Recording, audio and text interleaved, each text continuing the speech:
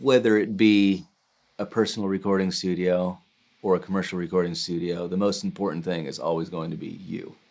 There are plenty of recordings out there that aren't great, but people love those songs.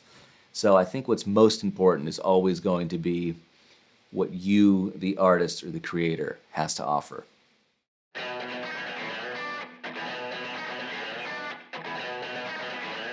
My name's Ilan Rubin.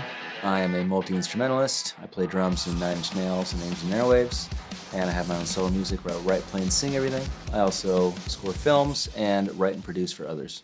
I first got into music at around the age of 7.5 or 8 years old. My dad recognized that I had a sort of natural talent for it, so I was very lucky to have incredibly supportive parents. The combination of starting as young as I did with the support from the family, the idea of it being a career was, it didn't seem like a pipe dream. I've never had a moment where I've thought I've done it because I'm the kind of person who always says I need to do more. That being said, I have had many moments, fortunately, in my life where I've thought, wow, I'm finally playing at this venue where my heroes played. Or a couple of years ago, I was inducted into the Rock and Roll Hall of Fame with 9 Inch Nails. That's one of those things where I thought, that would be great to do at some point in my life before I die. So the space we're currently in is a lockout I have in Los Angeles, where I have a drum kit, numerous amps, synths, just things that make proper noise. But I also use this space as a place for hosting sessions where I meet and write with other people and produce their music. In this room, obviously, I need as many ins as I could get. I initially had an Apollo interface and needed more than that could provide. And doing some research, the ASP880 was a perfect addition to that, which allowed me to have 16 total ins. So I have about 10 to 12 on the drums alone, just in this room, going into the interface and the ASP880 at any given time. I have a template set up that my brother graciously did for me, where I can come in here, open up the template, match the gain on all the 880 pre's, and I'm pretty much good to go right then and there. I don't like to be too finicky. I like things to sound pretty good out of the box because I want to get to the actual recording as opposed to the measuring and making sure things are a certain space away and whether it's on the cone or off the cone, all that fun stuff. I kind of have my go-tos that I'm fairly confident I know it to have been captured well in the past.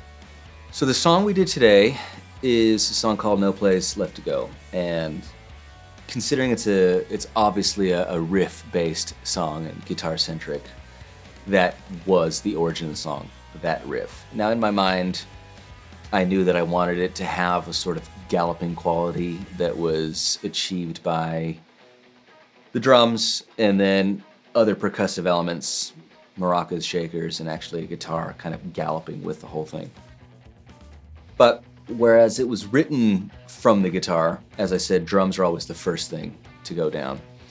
And in the writing, the most important thing is the vocal. So once I established enough of a demo to have the different parts of the song that I had mumbled melodies to as I was writing, I often like to get a demo together and then properly iron out the vocals.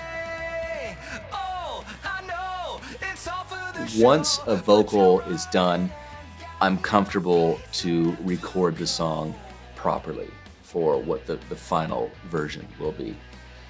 I often record probably 20-24 tracks because I'll often record multiple signals at once just in case. I record DIs of everything just in case. I then take that stuff to my home studio where I'm more comfortable in terms of critical listening. And from there I build up the rest of the track. I'm addicted to that satisfied feeling of saying, I'm done, it came out the way I had hoped and how I had anticipated it. And I'm not saying that happens every time. It happens more often than not. But also being a problem solver, sometimes things don't translate as you had heard them in your head. And that can be a fun process in figuring out why. And as you're analyzing yourself in your music at a deeper level, you kind of go down different paths that you didn't expect to go down. And I find all of that to be fun and an exciting part of the process. There's no part of recording that I dread, because then what would be the point of doing it? Rather than trying to hunt endlessly for this perceived perfection, I kind of enjoy the outcome of, it's not quite what I thought, but I think that's cool and I didn't expect that, and following that train of thought and that path, because that leads to new results. I often find myself down the line thinking, I'm really glad I didn't use the thing I expected to use, because that sounds much cooler.